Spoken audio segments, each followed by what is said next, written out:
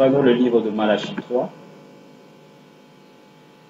Malachie chapitre 3, verset 1. Et nous allons aussi prendre Malachie chapitre 4, verset 5 à 6. Malachie 3, 1, je lis.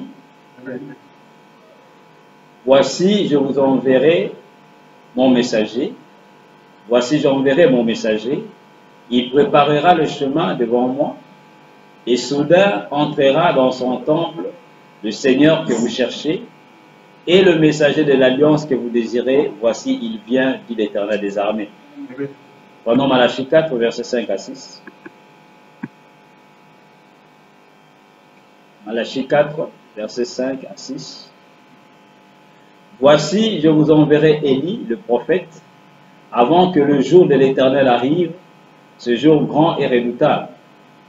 Il ramènera le cœur des pères à leurs enfants et le cœur des enfants à leurs pères, de peur que je ne vienne frapper le pays d'interdit. Amen. Vous pouvez vous asseoir, que Dieu bénisse tous. Vous êtes tous les bienvenus ce soir. Alors ce soir, nous allons apporter une information parlant de la commission du 11 juin 33, car le dimanche, c'était le 11 juin. Amen. Mais comme nous sommes en train d'étudier le serpent ancien, on n'a pas pu en parler et nous allons essayer d'en parler, d'apporter une information à propos de la commission qui a été donnée le 11 juin 1933 dans le ministère du prophète de Dieu, William Marion Branham. Car ceci est très important pour le peuple de Dieu, afin que nous puissions être positionnés et comprendre réellement ce que Dieu a dit en ces temps de la fin. Donc, le 11 juin 1933, dans le ministère de Frère Branham, il y a eu un événement qui s'est passé et c'est même là que le ministère a commencé. Quel est cet événement? C'était que lorsque le prophète était en train de baptiser ses premiers convertis, quand il a commencé à prêcher la parole, il était encore tout jeune, il avait à peu près 22, 23, 24 ans. Et ce jour-là, le 11 juin 1933, il devait baptiser ses premiers convertis, qui étaient à peu près 300-400 personnes. Et ils sont allés dans une rivière vers 14 heures, qui était appelée la rivière Ohio, aux États-Unis. Et alors, pendant qu'il était en train de baptiser ses convertis, lorsqu'il arrive à la 17e personne, et qu'il était au point de baptiser la 17e personne, alors il va entendre une voix qui va lui dire 3 fois, regarde en haut, regarde en haut, regarde en haut. Et quand il lève la tête, il voit une étoile descendre du ciel et venir se placer au-dessus de sa tête. Et alors, c'est à ce même instant qu'il y a une voix qui a retenti, sortant de cette étoile, de cette lumière, de cette boule de feu. La voix va retentir et va dire quelque chose. Amen.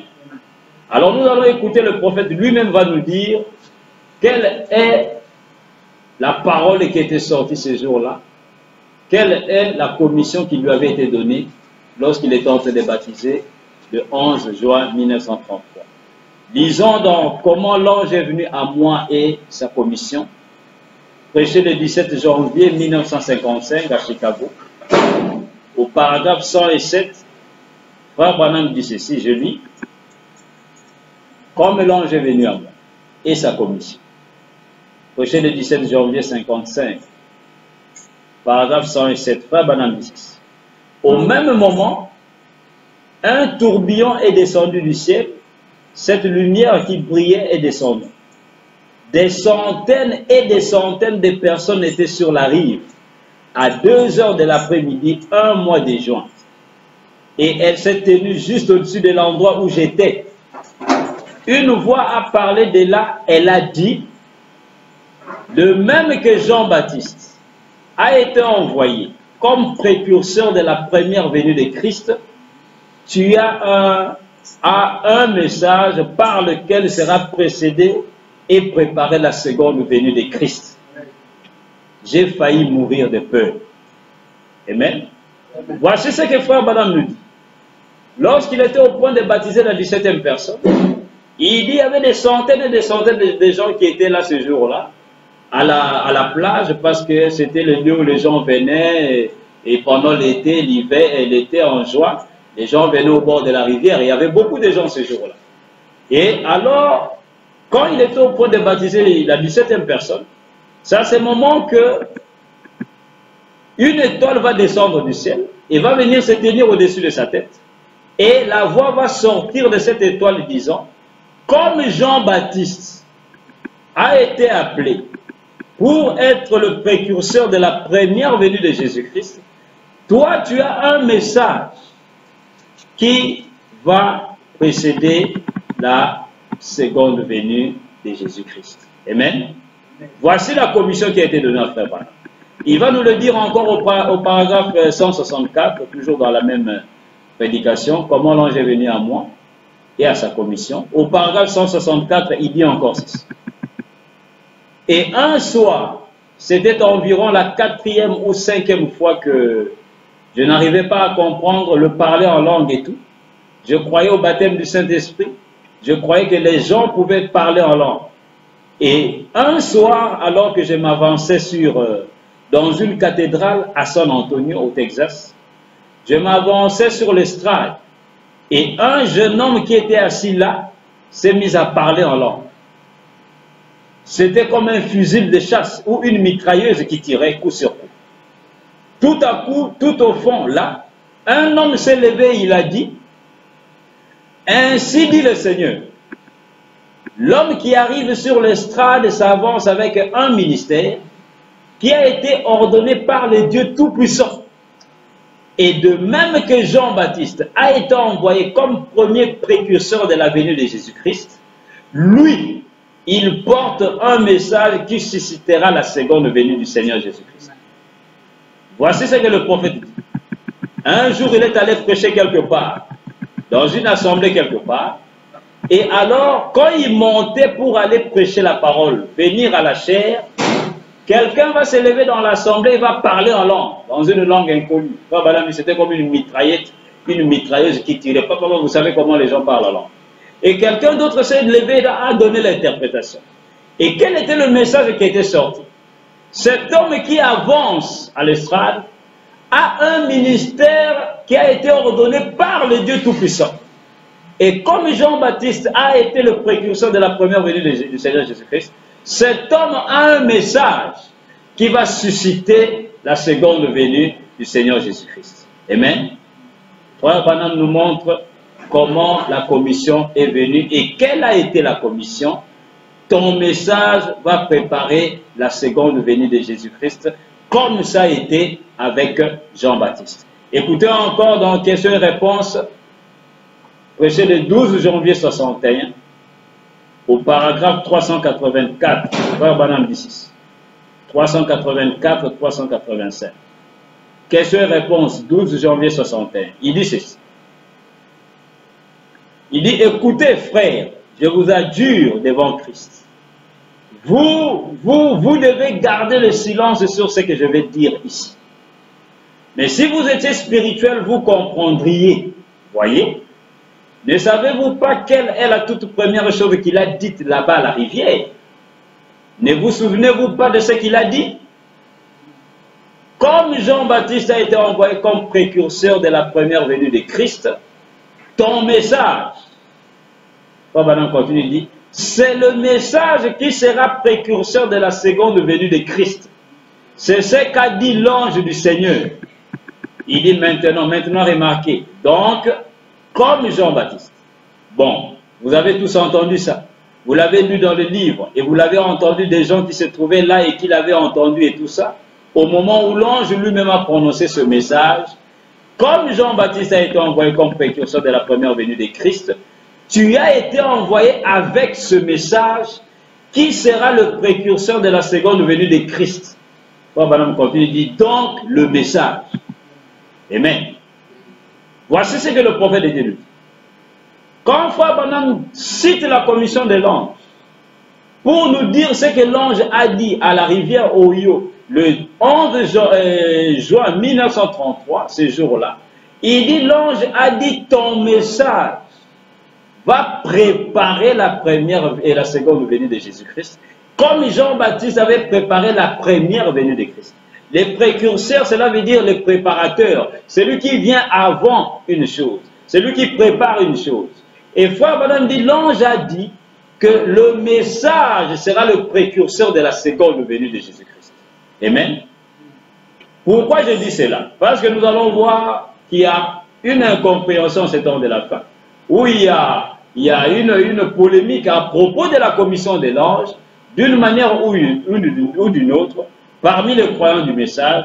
Pourquoi? Parce que nombreux ont une certaine raison pour s'appuyer à ces citations et dire, vous voyez, Frère Branham a bel et bien dit, noir sur blanc, que ce n'est pas lui qui est le précurseur, mais c'est le message qui est le précurseur. C'est-à-dire, c'est le message qui va préparer la seconde venue de Jésus-Christ. Mais pas l'homme, William Branham. C'est ce que certains disent. Amen. Mais ne nous arrêtons pas là. Nous venons de lire premièrement, Frère Branham nous montre que c'est le message. Il dit, c'est ce que l'ange a dit à la rivière. La commission de l'ange est que le message va préparer le peuple de Dieu à recevoir la seconde venue de Jésus-Christ. Mais comme en ce temps de la fin, il y a cette polémique-là, il y a cette situation-là qui se manifeste parmi les croyants du message, cela n'a pas commencé aujourd'hui, cela a commencé depuis le temps où Frère Branham était sur la terre. Parce que même en son jour, il y a eu des gens qui sont venus lui poser la question pour savoir, disons Frère Branham, est-ce que c'est toi qui es le précurseur ou c'est ton message qui est le précurseur? C'est pourquoi il y a un homme de Dieu qui était un pasteur au temps de Frère Branham. C'est le pasteur Peregrine. Il a écrit un livre qu'il a intitulé « Les actes du prophète ». Et nous allons écouter un témoignage que lui nous donne à propos de cette commission. C'est un livre qu'il a écrit depuis longtemps. Et l'homme de Dieu est déjà même parti, je crois, il y a 1 ou 2 ans passés. Paix à son âme. À la page 26, il nous dit ceci. Dans son livre intitulé « Les actes du prophète », il dit ceci. À la page 26, le pasteur Peregrine dit ceci. Il dit, nous désirons que vous sachiez quand a commencé son ministère. C'est en ce jour du 11 juin 1933, après une réunion pleine de succès dans la vie de Jefferson. Il se tenait dans la rivière Ohio, au bout de Spring Street, baptisant ce que j'ai cru comprendre être la 17e personne, alors qu'environ 4000 personnes étaient assises sur les berges et regardaient. Quand soudain, une étrange lumière, comme une étoile, vint du ciel en tourbillonnant et resta suspendue au-dessus de sa tête. Sur les rives, de nombreux spectateurs la virent. Pris de peur, certains s'enfuirent, d'autres tombèrent et adorèrent. Quelques-uns dirent, que signifie ceci? Exactement comme pour Paul sur le chemin de Damas, du sein de la lumière, une voix se fit entendre à notre frère Branham et dit, écoutez frère Peregrine ce qu'il nous dit. Il dit, la voix se fit entendre à notre frère Branham et dit, comme Jean-Baptiste a été envoyé pour annoncer la première venue du Seigneur, de même tu y es envoyé pour annoncer sa seconde venue. Vous entendez ce que le frère Peregrine dit? Il dit, l'ange a dit, de même que Jean-Baptiste a été envoyé pour annoncer la première venue du Seigneur, de même tu y es envoyé. Ici, ne parle pas du message. Le frère Branham nous a dit que l'ange a dit, ton message va préparer la seconde venue. Mais lui, il dit que l'ange avait dit, tu y es envoyé pour annoncer sa seconde venue. Écoutez pourquoi il dit cela. Il continue, il dit, or, il peut y avoir conflit dans la pensée de certains qui ont lu ceci, ou qui m'ont entendu parler de ceci, qui comprendront que la parole a dit, ton message annoncera sa seconde venue. Ah. Et il continue, il dit, comment peut-il y avoir message s'il n'y a pas de messager? Vous voyez?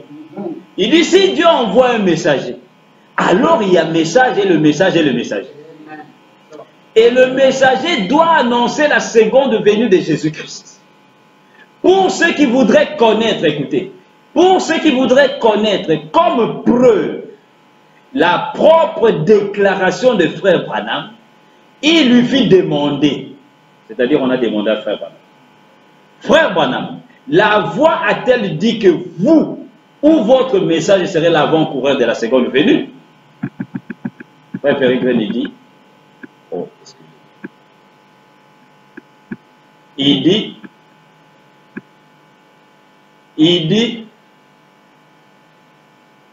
Il l'a fait sculpter dans la porte de sa nouvelle maison, à l'intérieur sur un rouleau. C'est-à-dire, frère Branham avait écrit dans la porte, sur la porte plutôt de sa nouvelle maison, quand il est allé à Tucson, sur un rouleau, lui-même avait écrit cette commission. Écoutez comment frère Branham l'avait écrit d'après le témoignage du pasteur Peregrine. Il dit ceci. Il a fait sculpter dans la porte de sa nouvelle maison à l'intérieur sur un rouleau. 2 points. Tu seras le précurseur de la seconde venue du Seigneur. Exactement ces mots. Comme Jean-Baptiste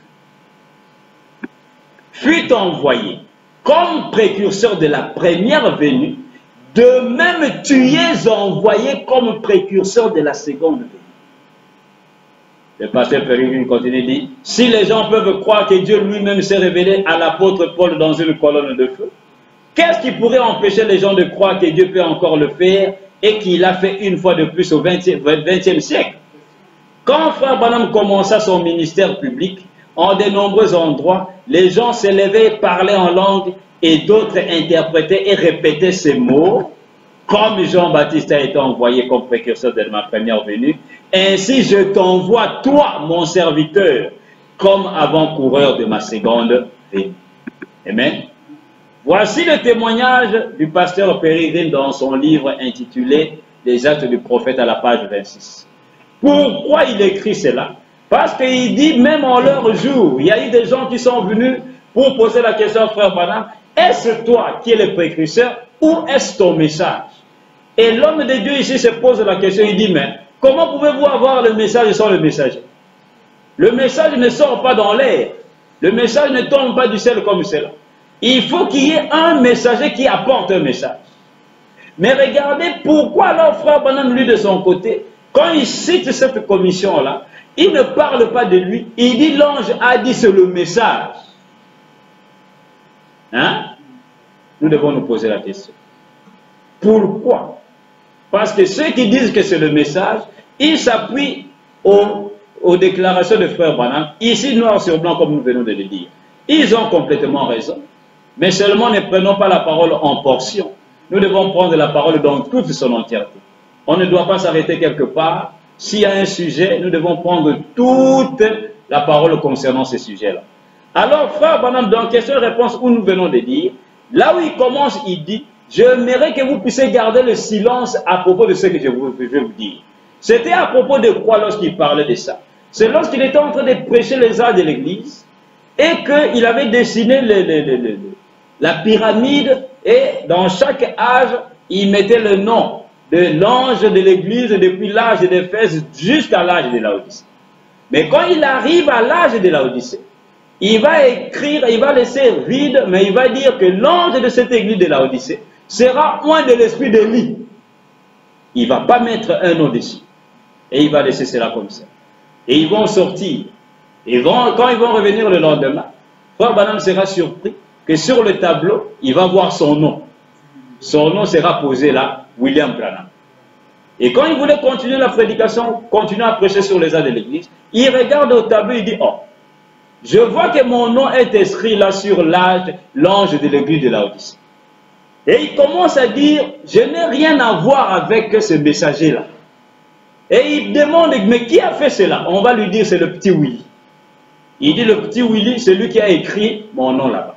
Il dit, ok, admettons que c'est comme ça. Mais je veux vous dire, ainsi dit le Seigneur, je n'ai rien à voir avec ce messager-là. Et il va continuer à dire, il dit, même si moi-même je le croyais, je ne le dirai pas. Pourquoi? Frère Branham dit, tout prophète, tout véritable prophète qui vient, lorsqu'il veut parler de lui-même, il ne le fait pas ouvertement. Il dit, aucun véritable prophète ne le fera. Quand vous voyez quelqu'un venir se dire, c'est moi, c'est moi, c'est moi, frère Branham dit quelque part, il y a quelque chose de faux. Et c'est pourquoi nous voyons, quand Frère Branham cite la commission des anges, il ne se pointe pas, il pointe le message. Mais il ne s'arrête pas là. Parce que nous allons voir qu'il nous dit lui-même que le message et le messager sont un et qu'ils ne sont pas deux. Amen. Mais regardez, dans la parole parlée de la sémence originelle, Frère Branham va encore être plus clair dans cette déclaration à propos de sa mission ici sur la terre. Donc le 11 juin, Dieu a fait connaître au monde entier la mission de Malachie 4 et la mission de William Branham. Quel est réellement son ministère sur la terre? C'est d'être le précurseur, c'est-à-dire le préparateur, l'annonciateur, celui qui va susciter la seconde venue, qui va préparer la seconde venue de Jésus, afin que l'épouse puisse recevoir Christ lorsqu'il apparaîtra sur la terre. Et dans la parole parlée de la sémence originelle, partie numéro 1, projet le 18 mars 62 au matin, au paragraphe 88, Frère Branham dit ceci. Écoutez, ici il va être clair et il va nous donner sa position à propos de cette mission que Dieu lui a confiée. Il dit ceci. Paragraphe 88. Il dit, ma mission est, je crois, que Dieu m'a appelé à cela. Je dois dire des choses personnelles aujourd'hui, car c'est ce que je vous ai dit que je ferai, voyez-vous. Et ensuite parler au monde. Quelle est ma mission sur terre? Frère Branham pose la question. Écoutez, lui-même, il va nous répondre. Il dit, quelle est ma mission sur terre? C'est d'annoncer et de préparer la venue de la parole. Voyez-vous? La venue de la parole qui est Christ. Voilà la mission de Frère Branham. D'annoncer et de préparer la venue de la parole qui est Christ. Il continue, il dit, et Christ a en lui le millénium et toutes ces choses, car il est la parole. Voyez-vous? Les milléniums se trouvent où? En Christ. Les gens qui cherchent le millénium ailleurs. Amen. Frère Branham dit, la venue de la parole qui est Christ. Ma mission, c'est d'annoncer, de préparer la venue de Christ. Et quand Christ vient, Christ a en lui le millénium.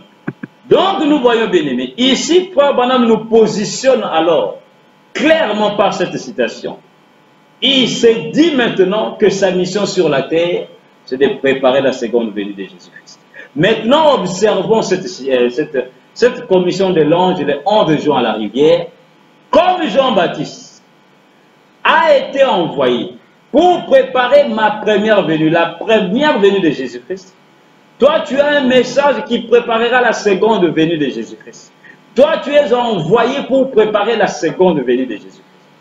Pour que nous puissions réellement comprendre cette commission, qu'est-ce que cela veut dire et comment cela va-t-elle se faire, va-t-elle se manifester? C'est tout à fait simple. Nous devons retourner au temps de Jean-Baptiste pour voir comment Jean-Baptiste a été le précurseur de la première venue de Jésus-Christ.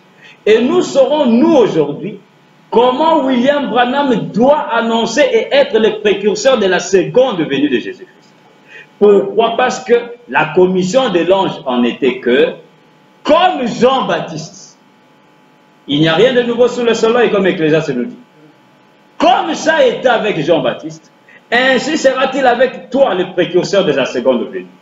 Maintenant, regardez, quand Jean-Baptiste est venu sur la terre, sa mission, c'était de faire quoi? Selon Malachie 3 que nous venons de lire, c'était de préparer un chemin pour le messager de l'alliance qui n'était autre que Christ qui devait venir. La première venue de Jésus-Christ à Jérusalem.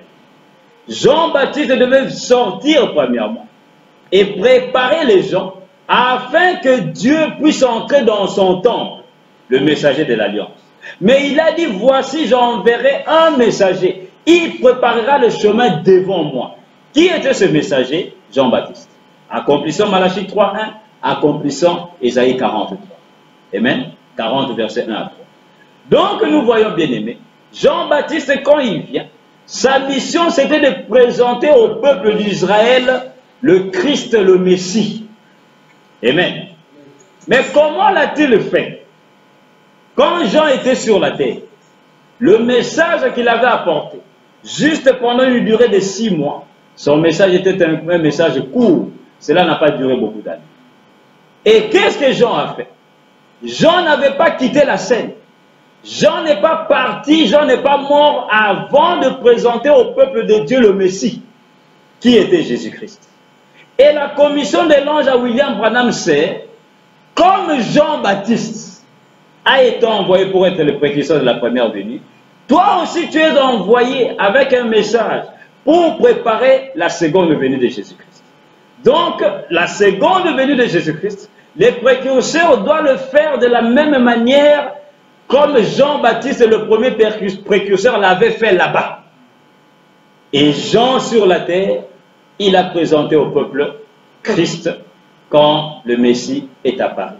Jean n'était pas mort. Jean n'avait pas quitté la terre. Jean n'a pas dit aux gens, je reviendrai, attendez-moi, je pars, alors je reviendrai pour vous présenter le Messie. Non, il a présenté le peuple au Messie, et il a présenté le Messie au peuple, et son travail était terminé. Il a dit, nous ne serons pas ici deux, l'un doit croître, l'autre doit diminuer. Alors regardez, en ces temps de la fin, vous allez entendre des histoires à dormir de vous. Par exemple, certains vont dire, Jean-Baptiste là-bas, quand il a présenté le Messie, il a présenté la colonne de feu au peuple de Dieu. C'est la colonne de feu qu'il avait présentée quand il a dit, voici l'agneau de Dieu qui ôte le péché du monde. Mais retournons dans la Bible et regardons si cela est vrai ou pas. Parce qu'il y a des gens qui fouillent la parole en ces temps de la fin. Prenons Jean, le livre de Jean, Jean au chapitre 1 à partir du verset 26. Nous allons lire quelque chose et voir est-ce que Jean-Baptiste avait présenté la colonne de feu au peuple comme étant le Christ, comme étant le Messie. Jean chapitre 1 verset 26 à 27. La Bible dit 6. 27 jusqu'au verset 34 d'abord. Jean chapitre 1, la Bible dit ceci. Jean 1 à partir du verset 26 à 30. La Bible dit ceci. Je lis.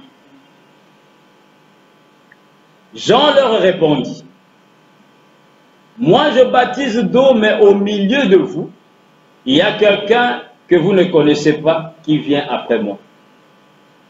Je ne suis pas digne de lier la courroie de ses souliers. Ces choses se passèrent à Béthanie, au-delà du Jourdain, où Jean baptisait. Le lendemain, il vit Jésus venant à lui et il dit, voici l'agneau de Dieu qui ôte le péché du monde. C'est celui dont j'ai dit, après moi vient un homme. Amen.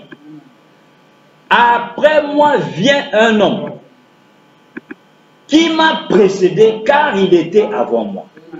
Je ne le connaissais pas, mais c'est afin qu'il fût manifesté à Israël que je suis venu baptiser d'eau. Jean rendit ce témoignage. J'ai vu l'Esprit descendre du ciel comme une colombe et s'arrêter sur lui. Je ne le connaissais pas, mais celui qui m'a envoyé baptiser d'eau, celui-là m'a dit, c'est lui sur qui tu verras l'Esprit descendre et s'arrêter. C'est lui qui baptise du Saint-Esprit. Et j'ai vu et j'ai rendu témoignage qu'il est le Fils de Dieu. Amen. Voici ce que Jean proclame ici, bien-aimé. La Bible déclare le lendemain du baptême, hein? Le lendemain où, quand les pharisiens sont venus pour lui poser la question, qui es-tu, comment, pourquoi tu baptises, ainsi de suite. Jean va voir Jésus en train de venir. Et il va dire à ses disciples, il va dire, voici l'agneau de Dieu qui ôte le péché du monde. À qui parlait-il et de qui parlait-il? Il parlait de l'homme Jésus. Amen. Et il va dire, voici l'homme dont je vous ai dit. Parce que quand j'étais dans le désert, parce que nous savons tous depuis l'âge de 9 ans, Jean-Baptiste est allé vivre dans le désert. Il a fui la maison de son père, Zacharie, qui était un sacrificateur, pour qu'il ne puisse pas continuer à aller dans l'école de son père. Amen. Alors là-bas dans le désert, pendant toutes ces 21 années, il sera là dans le désert parce qu'il en est sorti à l'âge de 30 ans pour prêcher la parole pendant 6 mois. Et là-bas, Dieu va lui donner la parole. Dieu va lui donner la révélation. de sa propre mission. Et Jean, il vient rendre témoignage. Il dit, quand j'étais dans le désert, c'est lui qui m'a parlé de la parole, qui m'a enseigné. Lui, il m'a dit, c'est lui sur qui tu verras l'Esprit descendre. Hein? Et s'arrêter sur lui. C'est celui-là qui baptise du Saint-Esprit. Et Jean, en tant que prophète de Dieu, pour accomplir sa mission, Dieu lui a donné un signe pour reconnaître celui qui baptise du Saint-Esprit, qui n'était autre que le Messie, le Christ. Quel était ce signe? Dieu lui a dit, tu verras l'Esprit de Dieu descendre sur quelqu'un, et quand cela va s'arrêter sur ce quelqu'un-là, c'est lui le Messie. Et Jean dit, moi je ne le connaissais pas. Je ne savais pas qui il était. Je ne le connaissais pas. Mais c'est lui qui m'a envoyé baptiser tout. Celui-là m'a dit. Qui est celui-là qui a dit à Jean? Dieu lui-même. C'est lui sur qui tu verras l'Esprit descendre et s'arrêter. C'est celui-là qui baptise du Saint-Esprit. Et Jean dit, et j'ai vu. Qu'est-ce qu'il a vu? Il a vu l'Esprit. Il dit, et j'ai vu et j'ai rendu témoignage qu'il est le Fils de Dieu. Qui est celui-là? Jésus-Christ. Amen. Donc nous voyons bien aimé, Jean en tant que prophète de Dieu, après avoir été bien enseigné par Dieu dans le désert, ne pouvait pas sortir du désert et commettre cette erreur-là, de s'embrouiller et de confondre entre le signe et la voix qui est derrière le signe. Jean ne devait pas présenter le signe aux gens. Il devait présenter la chose qui était sous le signe, c'est-à-dire l'homme Jésus. L'Esprit qui descendait était un signe pour Jean parmi tant de personnes pour reconnaître le Messie. Dieu lui a dit, tu verras l'Esprit descendre, et quand ça va descendre sur quelqu'un et s'arrêter, c'est celui-là qui est le Christ. Jean dit, j'ai vu et j'ai rendu témoignage. Donc Jean n'avait pas présenté au peuple de Dieu la colonne de feu, qui est le signe, parce que premièrement, personne ne voyait cette colonne de feu-là. Frère Branham dit, Jean seul l'a vu. Mais Jean parlait de l'agneau de Dieu. Et Frère Branham nous dit que Dieu sur la terre, pour qu'il puisse s'identifier, identifier son fils sur la terre, il a identifié à un agneau. Parce que l'agneau est l'animal le plus doux sur la terre. Et il dit dans les cieux, Dieu lui-même s'est identifié à quoi? À une colombe. Amen.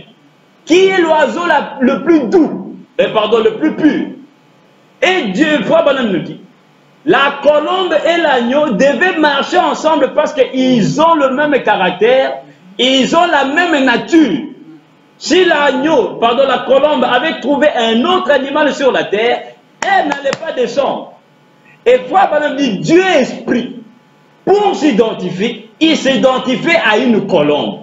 Et pour identifier son fils, qui est son corps sur la terre, il l'identifie à quoi? À un agneau. Mais Jean n'a pas présenté la colombe. Jean dit, voici l'agneau de Dieu qui ôte le péché du monde. Jean présentait au peuple de Dieu l'homme Jésus qui était sous les signes. Frère Branham dit, derrière chaque signe, il y a une voix. Il dit, le signe confirme la voix et la voix confirme le signe. Et Jean ne devait pas présenter au peuple le signe. Le signe lui a été donné pour reconnaître le Messie. Et Jean a présenté l'homme Jésus en tant que Christ. Maintenant, écoutez au verset 35, il dit encore ceci. Toujours Jean 1, 35, 36, 37. Écoutez ce qu'il dit. Au verset 35, il dit ceci. Écoutez, le lendemain, Jean était encore là, avec deux de ses disciples. Et ayant regardé Jésus qui passait, il dit, voici l'agneau de Dieu. Les deux disciples l'entendirent prononcer ces paroles et y suivirent Jésus. Amen. Ici, ce n'était plus le jour du baptême. Ce n'était plus le jour où Jean avait vu la colombe descendre, l'Esprit de Dieu descendre sur lui comme une colombe. Ici, c'était le lendemain. Le travail des gens est déjà fini, le baptême est déjà terminé. Jésus était en train de passer. Et Jean va dire à ses disciples, voici l'agneau de Dieu. Qui pointait-il en tant qu'agneau? C'est la chair humaine. Ce n'est pas la colonne de feu. Amen. Et la commission que l'ange apporte à William Branham en ces temps de la fin, c'est que comme Jean-Baptiste avait préparé la première venue de Jésus-Christ, toi aussi, tu prépareras la seconde venue de Jésus. Et la manière dont Jean a présenté au peuple, là-bas, les Juifs, le Messie, William Branham, s'il a reçu la même commission que Jean, il doit au temps de la fin faire la même chose. Il ne vient pas faire autre chose parce que sa mission, c'est d'être précurseur et de préparer la seconde venue de Jésus, non pas par lui-même, non pas par ses propres pensées, mais comme Jean l'avait fait. Dieu lui a déjà donné un modèle par lequel il va alors accomplir la mission qui lui est confiée en ces temps de la fin. C'est pourquoi frère Branham nous positionne. Dans la parole parlée est la sémence originelle. Il nous dit que ce précurseur, qui est le deuxième précurseur, lui en son temps, va faire exactement ce que Jean avait fait en son jour. Disons cela dans la parole parlée de la sémence originelle. Prêché le 18 mars 62, au soir. Deuxième partie, paragraphe 296. Le prophète du 6. La parole parlée est la sémence originelle. Deuxième partie, 296, frère Branham du 6. Écoutez ce qu'il dit. Il dit, comme les prophéties des derniers temps se répéteront, je crois que, de même que le premier précurseur sorti du désert et cria, voici l'agneau de Dieu. Ainsi, le deuxième précurseur fera probablement la même chose en dirigeant les regards des gens vers une épouse née de la parole. L'épouse de Christ sera dirigée vers les cieux à l'apparition de Jésus. Le cri, voici l'agneau de Dieu, viendra sur ses lèvres. Oh, oh Dieu, aide-nous à être prêts pour ce prochain événement. Il dit maintenant, je ferai mieux d'en rester là. Amen. Voici ce que le prophète de Dieu nous dit. Il dit, les prophéties du temps de la fin vont se répéter. Il dit, comme le premier précurseur avait dit, voici l'agneau de Dieu, frère Branham dit, le deuxième précurseur, c'est-à-dire celui qui prépare la seconde venue de Jésus, il dit, il fera probablement la même chose en dirigeant le regard des gens vers une épouse née de la parole. L'épouse de Christ sera dirigée vers les cieux à l'apparition de Jésus. Le cri, voici l'agneau de Dieu viendra sur ses lèvres. Sur les lèvres de qui? Du deuxième précurseur. Il dira, il fera la même chose. Voici l'agneau de Dieu qui ôte le péché du monde. Ainsi nous voyons, bien-aimés, voici la commission qui a été donnée le 11 juin. Les précurseurs de la première venue, Jean-Baptiste, il est venu, il a présenté le Messie. Ce deuxième précurseur, frère Branham nous dit, il fera la même chose et le même mot, les mêmes mots, le même cri que Jean-Baptiste avait poussé là-bas disant, voici l'agneau de Dieu qui ôte le péché du monde. Il dit, ce deuxième précurseur, ce même cri, voici l'agneau de Dieu, viendra de ses lèvres, jaillira de ses lèvres. Donc aujourd'hui, en ce temps de la fin, nous devons être honnêtement spirituels pour ne pas alors s'embrouiller dans la commission de ce que Dieu nous a donné. C'est que le deuxième précurseur doit présenter au peuple de Dieu le Messie de la même manière que le premier précurseur l'a fait en son jour. Amen. Regardez au temps de Jean-Baptiste, comme je l'ai dit. Jean-Baptiste n'a jamais quitté la scène avant de présenter au peuple le Messie. S'il avait fait, Jean-Baptiste ne serait pas le précurseur de la première venue. S'il avait quitté la scène avant de présenter le Messie au peuple de Dieu, Jean-Baptiste aurait failli à sa mission. Et Jésus n'aurait même pas commencé son ministère. Parce que les prophéties ont déjà été établies. Malachie 3, 1, Ésaïe 40, 1 à 3, c'est qu'il devait y avoir quelqu'un qui devait préparer le chemin avant que ce messager de l'Alliance Christ ne puisse entrer en scène. Et la commission en cette dernière heure, au temps de la fin, est que, comme Jean-Baptiste avait fait son travail, ce deuxième précurseur fera la même chose en son jour. Et là-bas, comme Jean-Baptiste n'avait jamais quitté la scène, n'est jamais parti, avant qu'il ne puisse présenter le Messie, Frère Branham nous montre ici la même chose, que ce deuxième précurseur, qui n'est autre que lui-même, il ne peut pas quitter la scène avant de présenter le Messie au peuple de Dieu. Amen. S'il a quitté la scène et qu'il ne l'a pas fait, tous ceux qui croient de cette manière-là et qui prétendent être les croyants de William Branham, ils font de lui un faux prophète. Amen. Ça, c'est une hypocrisie totale et c'est même une insulte à la parole de Dieu. Parce que vous ne pouvez pas continuer à l'appeler précurseur au moment où il n'a pas accompli sa mission. Ça ne sert à rien. C'est pourquoi nombreux se voilent la face disant Frère Branham va encore revenir. Mais selon quelle écriture? Frère Branham dit Dieu n'ôte pas son messager de la terre s'il n'a pas encore terminé avec lui. Si son travail, sa mission n'est pas encore terminée, Dieu ne l'ôte pas de la terre. Jamais. Et s'il l'ôte de la terre, c'est qu'il a terminé son travail.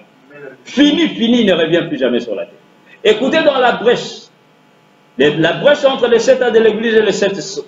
Au paragraphe 41, Frère Branham nous dit ceci. Écoutez ce qu'il nous dit. La brèche entre les 7 sceaux. Il dit ceci. Il dit, et une fois que les sceaux sont brisés et que le mystère est révélé, c'est là que l'ange descend, le messager, Christ, qui pose son pied sur la terre et sur la mer, avec un arc-en-ciel au-dessus de sa tête. Frère Branham continue, il dit, maintenant souvenez-vous, ce 7e ange est sur la terre au moment de cette venue. Amen. Amen. Amen. Qui est le 7e ange qui est sur la terre au moment de la venue de Christ quand il descend? C'est le 7e messager du 7e A de l'église de Malachie 4, Apocalypse 10, verset 7, qui n'est autre que William Marion Branham. Et Frère Branham, quand il ouvre le sceau, hein, il dit, souvenez-vous, ne l'oubliez pas, que ce 7e ange est sur la terre. Il n'est pas mort, il n'est pas parti.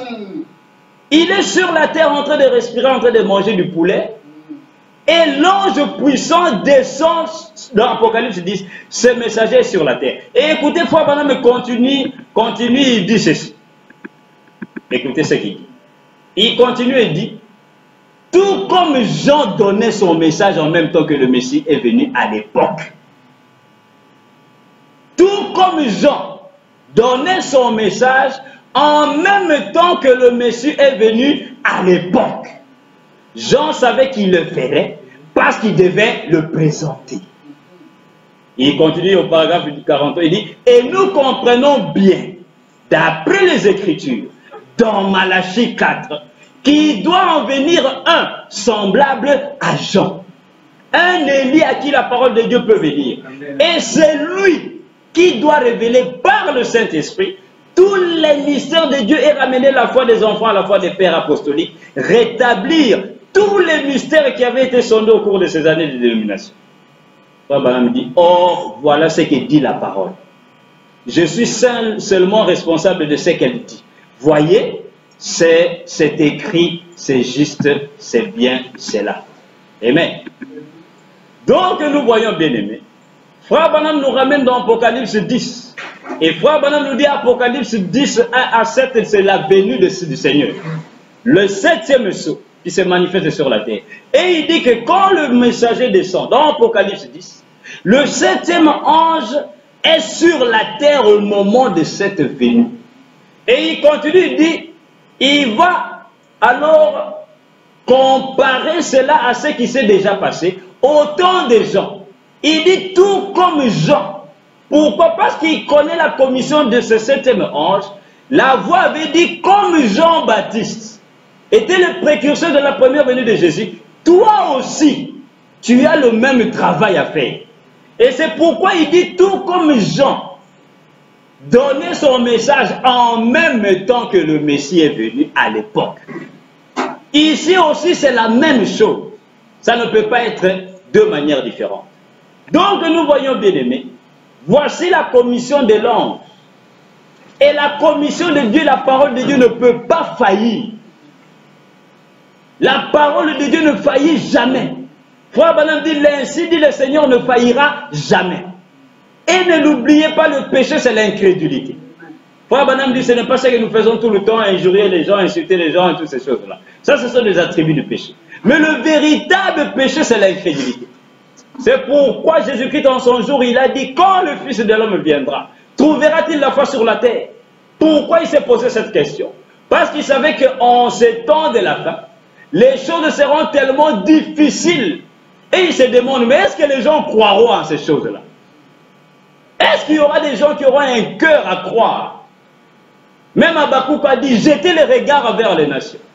Car je vais faire une œuvre parmi les nations, que vous ne croirez jamais lorsqu'on vous la racontera. Quand on va vous la raconter. Parce que ce sera des choses terribles. Que les gens même qui vont prétendre dire, nous croyons, mais ils vont s'arrêter quelque part. Donc nous voyons, bien aimés, la commission du 11 juin 1933 ne peut pas faillir. Et Frère Branham nous l'a montré. Regardez, Dieu a posé un type dans la Bible et dans l'Ancien Testament. Quel est ce type? C'est le type d'Éliézer. Abraham, quand il a vu que Isaac avait l'âge de 40 ans, l'âge de se marier, il va alors appeler son serviteur qui était dans sa maison, qui était Éliézer. Il lui dit, Éliézer, mon serviteur, tu vas aller dans ma propre patrie et tu vas aller chercher une épouse pour mon fils Isaac. Et Éliézer, en tant que serviteur de Dieu, d'Abraham, il va prier. Et il va prier demandant que Dieu puisse l'accompagner. Et Dieu va lui donner, va lui dire, ok, je vais aller avec toi. La grande lumière, la colonne de feu. L'ange de l'Éternel va aller avec lui. Abraham lui dit, l'ange de l'Éternel va aller avec toi. Et Éliézer va prendre quelques serviteurs, il va prendre quelques cadeaux, il va prendre des chameaux, et il va atteler, et il va partir pour aller chercher une épouse pour le fils de son maître Abraham. Et il va arriver quelque part dans la patrie d'Abraham, et il va trouver Rebecca là-bas. Et là-bas, les signes qu'il avait demandé à Dieu va s'accomplir. La petite Rebecca va sortir, va puiser de l'eau, et va lui donner à boire. Il va aussi donner à boire aux chameaux, aux animaux.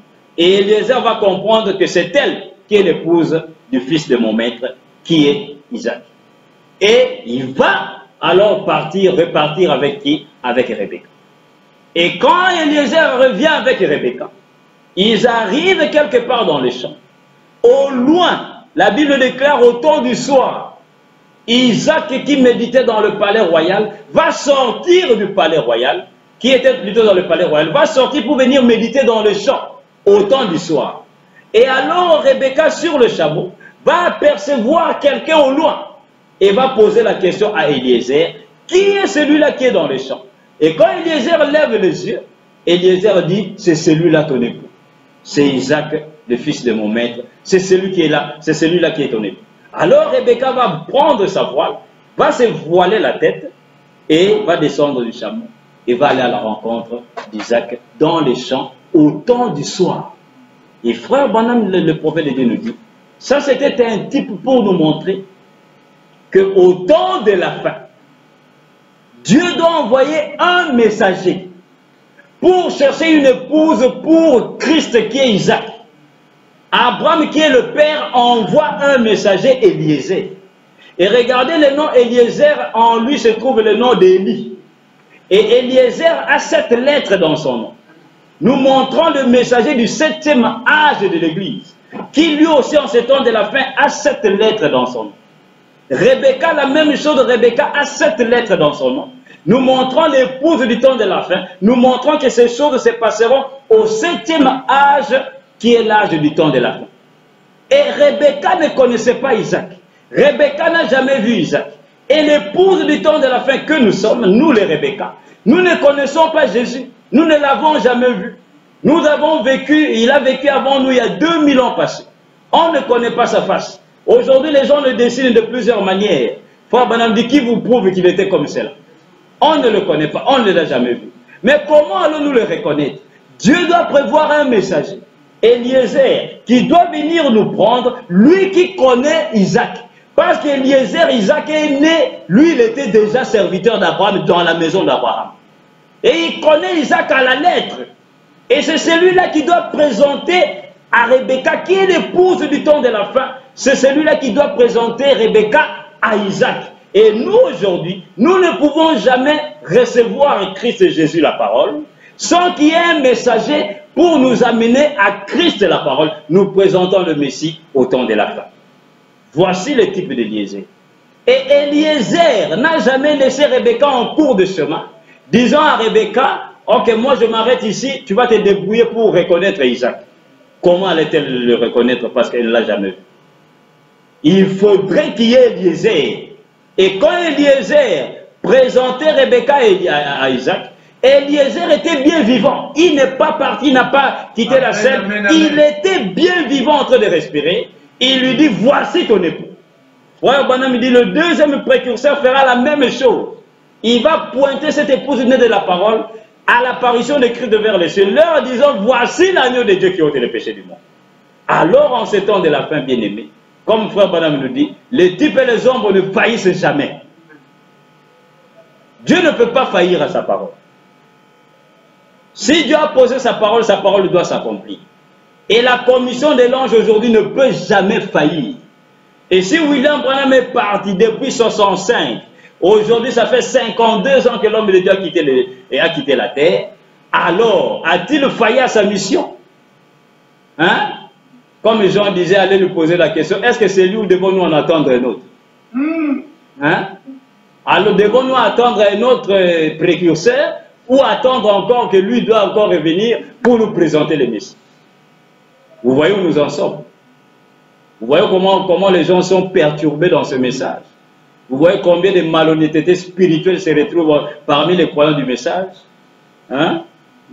Frère Branham nous dit ceci, bien-aimé, que la dernière preuve qui va vous prouver réellement que ce messager-ci de Malachie 4 était réellement le précurseur de la venue de Jésus-Christ, la preuve en est que il doit présenter le Messie. Et la venue de Jésus doit se manifester en son jour parce que c'est lui qui doit le présenter. Si cela ne se fait pas, ne l'appelez pas précurseur. Ne soyez même pas fiers de dire que nous, Élie est venu, c'est William Branham. Parce que finalement, il y a des gens qui disent que je suis croyant de William Branham, mais ils ne connaissent pas la mission de William Branham. Qu'est-il venu faire sur la terre? Juste vous prêcher le message et partir. Il y a une commission qui lui a été donnée. Il ne peut jamais faillir à cette commission-là. Il doit l'accomplir. Écoutez dans le 7 âges de l'Église, chapitre 9 ou pas, à la page 318, frère Branham ici. Nous terminons par là. 7 âges de l'Église, chapitre 9, l'âge de la Odyssée. Lorsque frère Branham est en train de parler à propos du messager de l'âge de la Odyssée, le dernier messager en ce temps de la fin. Écoutez ce qu'il dit à la page 318. Frère Branham dit ceci. Il dit, puisque ce messager prophète d'Apocalypse 10, 7 sera le même que celui de Malachie 4, 5, 6. Vous voyez? Quand on parle d'Apocalypse 10, chapitre 7, au jour de la voix du septième ange, quand il sonnera de la trompette, le mystère de Dieu s'accomplirait, comme il a annoncé à ses serviteurs les prophètes. Le septième ange là dont on parle, ce n'est pas un ange du ciel, c'est un messager sur la terre.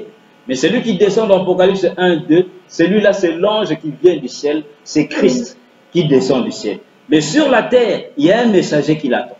Et ce messager-là, c'est le septième messager, qui est le septième messager du septième âge de l'Église. Et frère Branham, c'est le même messager de Malachie 4. Élie le prophète. Voici, je vous enverrai Élie le prophète, avant le jour, le jour grand et redoutable, avant la venue du Seigneur. C'est le même messager, ce ne sont pas deux messagers. Et il dit ceci, il dit, il sera le même, puisque ce messager prophète d'Apocalypse 17 sera le même que celui de Malachie 4, 5, 6, il sera naturellement semblable à Élie et à Jean. Ces deux hommes se tenaient à l'écart des écoles religieuses reconnues de leur époque. Tous les deux aimaient les endroits sauvages. Tous les deux n'agissaient que quand ils avaient reçu directement de Dieu un ainsi dit le Seigneur par révélation. Tous les deux ont violemment condamné les ordres religieux et les conducteurs spirituels de leur époque. Et non seulement cela, mais ils ont aussi violemment condamné tous ceux qui étaient corrompus ou qui pouvaient en corrompre d'autres. Et remarquez, ils ont tous les deux, beaucoup prophétisé contre les femmes immorales et leur comportement. Élie a crié contre Jézabel. Et Jean a réprimandé Hérodias, la femme de Philippe. Il ne sera pas populaire, mais néanmoins, il sera confirmé par Dieu. Frère Branham est en train de parler maintenant du messager du 7e âge de l'Église, qui est le messager de Malachie 4, 5 à 6, et Élie le prophète, le messager d'Apocalypse 10, verset 7, qui n'est autre que lui-même. Mais quand il parle de lui-même, il parle à la troisième personne du singulier. Il, lui, il ne dit pas moi. Amen. Il dit, il ne sera pas populaire, mais néanmoins, il sera confirmé par Dieu. Il commence et dit, comme Jésus a authentifié Jean. Authentifié veut dire confirmé. Il a identifié, il a confirmé. Comme Jésus a authentifié Jean, et comme le Saint-Esprit a authentifié Jésus, nous pouvons bien nous attendre à ce que cet homme soit avant tout authentifié par l'Esprit, agissant dans sa vie par des actes de puissance indiscutable, et qu'on ne trouvera nulle part ailleurs. Amen. Qui est cet homme qui aura des œuvres indiscutables et puissantes? Malachie 4, le messager du temps de la fin. Frère Branham dit, Jésus a authentifié Jean. Et Jésus, lui qui l'a authentifié, le Saint-Esprit. Amen. Et Frère Branham dit, ce messager du temps de la fin, premièrement, le Saint-Esprit va l'identifier. Comment? Par des puissances indiscutables, des actes de puissance qu'on ne trouvera nulle part ailleurs. Amen. Ça, c'est le Saint-Esprit qui est en train d'authentifier le messager du temps de la fin. Amen. Est-ce que vous êtes là bien? Il continue, il dit, et Jésus lui-même, amen, en revenant, Jésus lui-même en revenant, l'authentifiera comme il a authentifié Jean. Est-ce que vous comprenez cela? Premièrement, les actes de puissance qui seront faits dans le ministère de William Branham Malachie 4, ça sera le Saint-Esprit qui sera en train d'authentifier son message. Amen. Mais deuxième identification, la deuxième authentification, ce n'est plus par le Saint-Esprit, mais par Jésus lui-même qui revient. Le retour de Jésus. Il dit Jésus lui-même en revenant, l'authentifiera comme il a authentifié Jean. Comment Jésus avait-il authentifié Jean là-bas? En disant aux disciples, qui êtes-vous allés voir dans le désert? Un homme habillé comme tout le monde. Amen. Il continue, il dit, Jean a témoigné de la venue de Jésus. Jean a témoigné de la venue de Jésus. Et de même, cet homme, comme Jean, témoignera de la venue de Jésus à son époque à lui. Et le retour même de Christ prouvera que cet homme était bien le précurseur de sa seconde venue. Amen, amen. Ceci est la preuve finale qu'il est vraiment le prophète de Malachie 4. Car la fin de la période des nations sera l'apparition de Jésus lui-même. Alors il sera trop tard pour ceux qui l'auront rejeté. Vous voyez ce que le prophète de Dieu nous dit? Frère, la parole du prophète ou rien. Amen, amen. La parole de William Branham ou rien. C'est lui qui doit authentifier le messager aujourd'hui. pour que nous puissions voir la preuve réellement qu'il est le précurseur de Malachie 4, qu'il est celui qui devait préparer la seconde venue. Frère Branham dit c'est le retour de Jésus. Donc William Branham ne peut pas quitter la scène si Jésus ne revient pas sur la terre. Parce que Jésus doit l'authentifier comme il a authentifié Jean. Et frère Branham dit, ceci est la preuve finale qu'il est vraiment le prophète de Malachie 4. Car la fin de la période des nations sera l'apparition de Jésus lui-même. Mais la fin de la période des nations se termine quand? Quand les 7 ans de l'église sont terminés. La Bible déclare que les murs de Jérusalem seront foulés aux pieds jusqu'à ce que la totalité des païens soit entrée. Et la totalité des païens, c'est quand? C'est pendant la brèche des 7 ans de l'église. Quand c'est terminé, Dieu retourne aux Juifs. Et frère Branham dit, je savais que j'avais un rôle à jouer avant ma mort pour ramener Israël au Seigneur. Alors quand frère Branham se tourne vers les Juifs, le temps des nations est terminé. Bien-aimés, voici la commission de l'ange. Voici ce que l'ange nous a dit. Quand on dit, voici, comme Jean-Baptiste a été le précurseur de la première venue de Jésus-Christ, toi tu as un message qui préparera la seconde venue de Jésus-Christ. Vous devez comprendre cette commission. Si William Branham ne vous a jamais présenté Christ le Messie, allez prier. Parce que vous allez faire de lui un faux Malachie 4. Vous allez faire de lui un faux précurseur. Et si quelqu'un attend encore Jésus, après que le précurseur soit déjà parti, il brise les Écritures. Ça, c'est une insulte devant Dieu. Disons donc que ton prophète est venu, il n'a rien fait. Alors qu'allons-nous faire maintenant? C'est alors que de nombreux vont inventer leurs propres histoires. Nous allons l'attendre, il va encore revenir. Ou certains vont dire, les brochures, vous voyez, le message, c'est le message qui est le précurseur. Il a dit, c'est le message. Le message nous présentera le Messie. Ok, soit, admettons. Mais le message est déjà prêché. Le message est de qui? De William Branham. Mais cela a déjà été prêché. Et cela a été emmagasiné dans des bandes et des brochures. Alors, si le message doit nous présenter le Messie de Christ, alors retournons dans le message, dans les bandes et les brochures. Cela veut dire qu'il l'a déjà fait là-bas. C'est à nous de sonder les Écritures et de voir comment les brochures et les bandes sortiront dans les rues, disant, voici l'agneau de Dieu qui ôte les péchés du commencement. Ah non, frère, le message nous présentera le Messie. Le message vous présentera le Messie comment? Le message est déjà prêché. La voix de Dieu enregistrée. Amen. Cela a déjà été enregistré. Frère Branham dit, je suis la voix de Dieu pour vous dans cet âge. Amen. Comment allez-vous renier la voix de Dieu? Comment allez-vous fuir la voix de Dieu? Qui vous dit que la preuve finale, pour reconnaître le précurseur, la preuve en est que Jésus doit retourner dans les jours dans lesquels ce messager vit sur la terre. Parce que c'est lui qui doit le présenter. Voici, bien aimé, la commission de l'ange.